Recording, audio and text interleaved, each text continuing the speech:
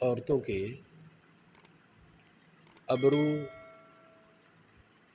باریک کرنے کا بہت رواج ہے۔ اس سلسلے میں تعجب ہوتا ہے جب بات کی جائے، سمجھانے کی کوشش کی جائے تو دلیل میں بتایا جاتا ہے فلاں پیر صاحب کے گھر میں یہ کام ہوتا ہے، فلاں مولوی کے گھر میں اس کی بیوی کرتی، بیٹیاں کرتی وغیرہ۔ یہ کوئی شرعی دلیل نہیں۔ میں ایسے موقعوں پر کہہ دیا کرتا ہوں کہ ہم نے کلمہ محمد الرسول اللہ کا پڑھا ہے، کسی مولوی یا پیر کا نہیں پڑھا کہ وہ جو مرضی کر لے۔ حقیقت یہ ہے کہ یہ ایسا مسئلہ ہے جس میں بعض حضرات سے کچھ بے احتیاطی ہوئی۔ میں اس کی تفصیل تھوڑی سی بتاؤں کہ فتاوی عالمگیری اور فتاوی تاتار خانیہ میں ان کے مصنفین نے بعض کتابوں سے نقل کر دیا کہ اگر مخنث سے مشابہت نہ بنے تو پھر کوئی حرج نہیں، ہجڑوں سے مشابہت نہ بنے پھر ابرو بریک کرنے کا حرج نہیں۔ اب اس کا معنی یہ بعض علماء کا قول ہے، چنانچہ یہ تاتار خانیہ والے نے مضمرات سے لیا اور مضمرات خود معتبر نہیں، فتاوی عالمگیری نے ینابی سے لیا اور ینابی غیر معروف ہے، اس پر فتویٰ درست نہیں۔ تو جب بنیاد اتنی کمزور ہے، یا تو یہ ہے نا یہ مسئلہ کہیں بھی نہ ہوتا، جب یہ مسئلہ رسول اللہ صلی اللہ علیہ وسلم کی صریح اور صحیح احادیث میں موجود ہے۔ نبی پاک علیہ الصلوۃ والسلام نے لعنت فرمایا کہ اللہ لعنت کرے اس عورت پر جو بال ملاتی ہے، اپنے بال یا ملواتی ہے، جو دوسری عورت کے سر کے بال ملاتی ہے۔ بال ملانے کا معنی انسانی بالوں میں پیوست کیے جائیں، ایسی وگ یا ایسے بال لگائے جائیں جو دیکھنے والے کو مغالطہ ہو کہ شاید یہ اصلی بال ہیں۔ انسانی بال، عورت کے بالوں میں اس طرح پیوند لگانا، اس پر لعنت فرمائی۔ پھر فرمایا کہ جو عورت لگائے اس پر لعنت، جو لگوائے اس پر لعنت۔ اگلا جملہ ہے کہ جو ابرو باریک کرنے کے لیے وہ بال اکھیڑے اس پر لعنت، اور جو اکھڑوائے اس پر لعنت۔ پھر فرمایا کہ جو دانت وہ باریک کرے ادھر سے ریتی وغیرہ سے، یہ خوبصورت نظر آئیں، تو ایسی عورتوں پر بھی لعنت۔ یہ بھی رواج ہوگا کوئی۔ یہ حدیث ہے عبداللہ ابن مسعود رضی اللہ تعالی عنہ اور کئی صحابہ سے روایت ہے۔ عبداللہ ابن مسعود نے ایک موقع پر کہا کہ اللہ تعالیٰ فلاں فلاں عورتوں پر لعنت کرے، ان عورتوں کا نام لے دیا۔ بنو اسد قبیلے کی ایک عورت بڑے غصے میں بھر کر آئی، ابن مسعود تو نے لعنت کی ہے ان عورتوں پر؟ فرمایا ہاں، مجھے کیا، میں اس پر لعنت نہ کروں جس پر قرآن پاک میں لعنت ہے۔ وہ کہنے لگے میں نے سارا قرآن پڑھا ہے، اس میں کوئی نہیں۔ فرمایا اگر پڑھتی تو تجھے مل جاتا۔ پھر فرمایا پڑھا نہیں؟ ما آتاکم الرسول فخذوہ ما نہاکم عنہ فانتہوا، رسول اللہ جو عطا کریں وہ لو، جو روکے رک جاؤ۔ اس نے کہا یہ تو ہے۔ فرمایا پھر نبی پاک نے یہ لعنت فرمائی ہے۔ وہ کہنے لگے حضرت جی دیکھو تمہاری بیوی بھی اس کے بھی اس طرح کچھ حالات ہیں، ان میں سے کچھ کام آپ کی بیوی کرتی ہے۔ فرمایا جا دیکھ کر آ۔ دیکھ کر آئی اور کہنے لگی نہیں مجھے غلط فہمی تھی۔ فرمایا اگر ایسا ہوتا تو میرے گھر میں نہ ہوتی، اگر ایسا ہوتا تو میرے گھر میں نہ ہوتی۔ یہ عبداللہ ابن مسعود کہتے ہیں۔ یہ حدیث بخاری شریف میں 2 جگہ، مسلم شریف میں موجود ہے، ابو داؤد میں ہے، ترمذی میں ہے، اور بہت سی اور کتابوں میں یہ حدیث موجود ہے۔ سوچا جائے دیانتداری سے، رسول اللہ کہیں اللہ کی لعنت، اور ہم کہیں جی فلاں امام فلاں مولوی نے فلاں کا قول ذکر کیا ہے، اگر ہوتا امام ابو حنیفہ کا قول، پھر ہم یہ سمجھنے پر مجبور ہوتے کہ شاید یہ حدیث منسوخ ہے، پھر یہ احتمال تھا کہ یہ حدیث منسوخ ہے۔ اب اس پر اجازت دینے کے لیے، کوئی بالوں کو پیوست کرنے کی اجازت دینے کے لیے اور کوئی بال اکھیڑنے کی اجازت دینے کے لیے ام المومنین عائشہ صدیقہ سے کچھ روایات لائے، لیکن محققین نے جب ان کی سندوں پر بحث کی تو وہ پا در ہوا ہے، اس کی کوئی بنیاد ہی نہیں۔ ایسے راوی جن کو کوئی پہچانتا ہی نہیں۔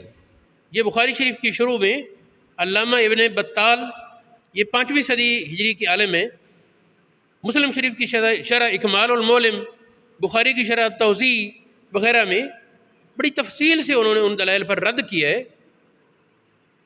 جن کو دلائل بنا کر یہ لوگ پیش کرتے ہیں، لو جی ام المومنین عائشہ صدیقہ نے فرمایا کہ ام المومنین سے 2 طرح کی روایات ہیں، دوسری طرح منع کی روایات وہ مضبوط ہیں، اور جو اس طرح کی روایت ہے وہ انتہائی ضعیف ہے، پتہ نہیں وہ کسی کہنا نہیں چاہیے، شاید کسی بیوٹی پارلر والے نے گھڑ دی ہوں، جس کا پتہ ہی نہیں کون، محدثین سے پہچانتے ہی نہیں، ان کی روایت کو صحیح روایت کے سامنے تو پیش نہیں کیا جا سکتا۔ ہاں یہ ضرور ہے، جتنی بات پر علماء کی اکثریت کا اتفاق ہے کہ اگر خدا نخواستہ کسی عورت کے داڑھی ہو گئے، کسی عورت کے لبیں ہو جائیں، یا اس طرح کے بال ہو گئے جو بہت زیادہ اس کو بےہودہ کر دیں اور شوہر سے نفرت کا شدید سبب، اس میں کچھ اشارہ اجازت ہے، علماء نے لکھی، اس میں بھی اختلاف ہے، علامہ طبری تو فرماتے ہیں کسی صورت جائز نہیں۔ اب دیکھیں بال پیوست کرنا یہ ایک حدیث ہے نا، اسی حدیث میں وہ، اسی میں وہ، تو بال لگانے کے بارے میں کئی حدیثیں ہیں۔ ایک عورت آئی نبی پاک علیہ السلام کے پاس، یا رسول اللہ ہماری وہ لڑکی کی شادی کرنی ہے اور اس کو فلاں بیماری ہوئی جس سے اس کے سار کے بال جھڑ گئے، کیا اس پر کوئی بال لگا لیں؟ اب یہ تو بڑی مجبوری ہے نا، اس طرح اس کی شادی رک جائے گی یا نہیں ہوگی؟ فرمایا نہیں جائز۔ اب لوگوں نے کہا نہیں جی اس سے مراد دھوکہ ہے، کیونکہ اس سے دھوکہ ہوتا ہے۔ سوچنے کی بات ہے، نبی پاک کی صریح حدیث، اور اس سے ہاں یہ ہے کہ بال پیوست کرنے میں جہاں دھوکے کا امکان ہی نہیں کہ بال نہیں لگائے، یہ پرندی جس طرح ڈالتی ہیں عورتیں، اب اس کو ہر دیکھنے والے کو پتہ ہوتا ہے کہ یہ اس کے اصلی بال نہیں ہیں، اس میں کوئی کباہت نہیں، یہ جائز ہے۔ لیکن جہاں التباس ہو، اس طرح کے بال لگانے وہ شریعت میں منع ہے۔ ہاں جتنی مضبوط یہ حدیثیں ہیں، یا تو اتنی مضبوط کوئی دلیل پیش کرے نا اس کے مقابلے میں، پھر ہم بھی مان لیں۔ اگر عملی کوتاہی ہو کہیں تو یہ دلیل نہیں ہے اس بات کی۔ ابن مسعود نے کیا کہا تھا کہ اگر میری بیوی میں یہ باتیں ہوتی تو وہ میرے گھر نہ ہوتی۔ یہ دیکھیں بخاری شریف میرے پاس قدیمی کتب خانے کی پڑھی ہے، دوسرے جو ہے اس پر نمبر شمار ہوتا ہے، اس چھاپے پر نمبر شمار نہیں۔ اس وقت یہ کتاب میرے سامنے ہے، اس میں صفحہ 725 آیت ہے ما افاء اللہ علی رسولہ، یہ سورۃ حشر میں، اس کے تحت ابن مسعود رضی اللہ تعالیٰ عنہ سے روایت ہے قال لعن اللہ الواشمات والمستوشمات والمتوشمات، یہ بندیاں لگاتے ہیں نا، وہ جو سوئی مار کر اس میں رنگ بھرتے ہیں، اس پر لعنت فرمائی۔ آگے والمتنمسات، دوسری روایت میں نامسات کا بھی لفظ موجود ہے، متفلجات جو دانتوں کو باریک کرتی، متنمسات جو بال اکھیڑتی، یا ابرو باریک کرنا اس کا اصل ہے۔ المغیرات لا خلق اللہ، جو اللہ تعالیٰ کی تخلیق کو تبدیل کرتی ہیں۔ قرآن پاک میں ہے نا، شیطان نے کہا تھا کہ میں ان کو ایسے کہا فَلَا يُغَيِّرُنَّ خَلْقَ اللَّهِ، اللہ کی تخلیق کو تبدیل کریں گے۔ سورۃ النساء میں یہ آیت موجود ہے، تو یہ تغییر خلق اللہ میں آئے گا نا۔ اگر اس طریقے کی دلائل بنائیں تو پھر کل کو کوئی کھڑا ہو جائے گا جی داڑھی کے بارے جتنی حدیثیں ہیں وہ اس سے بڑھ کر تو نہیں ہیں، کہتے ہیں نا مرد کو پسند ہو تو عورت لگا لے، پھر عورت کو پسند ہو مرد منا لے داڑیاں. یہ کہاں کی عقل مندی ہے؟ جس طرح عورت کی پسند کی وجہ سے مرد کو داڑھی بنانے کی اجازت ہے نہیں، اسی طرح مردوں کی لاپرواہی یا مردوں کی پسند کی وجہ سے عورتوں کو اس کی اجازت نہیں دی جا سکتی کہ وہ موچنے سے یا کسی طریقے سے اپنے بال اکھیڑتی پھریں. ہاں، جو بہت زیادہ برائی کا سبب ہو اور قباحت کا سبب ہو، بہت زیادہ بال سارے چہرے پر آگے خدا نہ خواستہ، وہ اور چیز ہے، یا داڑھی یا مونچھیں. لیکن یہ ہے کہ اس سے ہٹ کر عام حالات میں جس طرح فیشن بن چکے ہمارے معاشرے میں اچھی بھلی ہوتی ہیں اور ابرو بری کر کر کے دھاگے کی طرح بنا لیتی ہیں، جس طرح دھاگے پڑے ہوں کالے یا باریک سے، تو اس کی کیا مجبوری اور کیا ضرورت ہے؟ یہ بالکل غلط ہے اور اس کی اجازت میری نظر میں نہیں ہو سکتی. یہ دیکھیں 725 صفحہ اس پر ہے، اس میں ہے آگے چلتے ہوئے بلغ ذالک امرأتان، یہ بات کسی عورت کو پہنچی بنو اسد قبیلے کی. اس عورت کا نام یعقوب تھا. وہ آئی تو کہنے لگی پہنچا مجھے اطلاع ملی تم نے اس طرح لعنت کی. آپ نے کہا میں کیوں نہ لعنت کروں جس پر رسول اللہ نے لعنت کی اور جو کتاب اللہ میں ہے. اس نے کہا میں نے قرآن پاک پڑھا، 2 گتوں کے درمیان جتنے سارا پڑھا، اس میں نہیں ملا جو آپ کہتے ہیں. فرمایا اگر تو پڑھ دی تو مل جاتا، کیا نہیں پڑھا؟ ما آتاکم الرسول فخذوہ ما نہاکم عنہ فانتہوا. اس نے کہا کیوں نہیں؟ فرمایا رسول اللہ نے منع کیا.